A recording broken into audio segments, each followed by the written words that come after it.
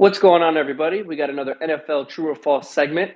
Topic of discussion today is going to be Chris Godwin, the Tampa Bay Buccaneers wide receiver. So, this offseason, he is a free agent. He was franchise tagged last year, and the Buccaneers are looking to bring him back for another year. Of course, whether or not they're able to get a deal done in the concrete period within the free agency time is left to be said. But it is rumored as of late that they are trying to at least give him a franchise tag if the deal will not be done before the free agency period opens.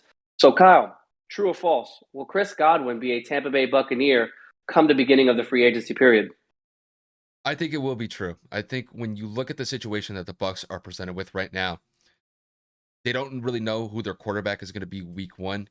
Could be Kyle Trask, could be Blaine Gabbert. But with that said, you want to have a solid wide receiving core for that quarterback to be able to throw to. You have a great wide receiver in Mike Evans. And I think when it comes to the Buccaneers offseason priorities, I think Chris Godwin is at the top of the pecking order. But granted, he did get the franchise tag last season, and it was kind of unfortunate to see him go down with an ACL injury at the end of this season. But I think when it's all said and done, I think Tampa's going to bring him back on the franchise tag. They're going to need him to play huge minutes and huge plays for Tampa going into next season.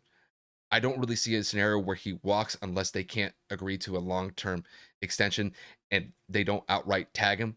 So I think when it's all said and done, I think Chris Godwin goes back to the Tampa Bay Buccaneers, not on a contract extension, but on a franchise tag. That's just how I see it. And I'm going to agree completely as well. I think that he gets franchise tagged just because the Buccaneers have a lot of moving pieces this offseason, obviously, with Tom Brady retiring and rumors circulating that he may want to go out and play in San Francisco, as well as a couple of offensive linemen, or if not one retiring and another one being injured, as well as, Carlton Davis and a litany of other players looking to get big time extensions. I think that puts the Buccaneers in a very tight place, especially financially, and them trying to keep somewhat of the band together.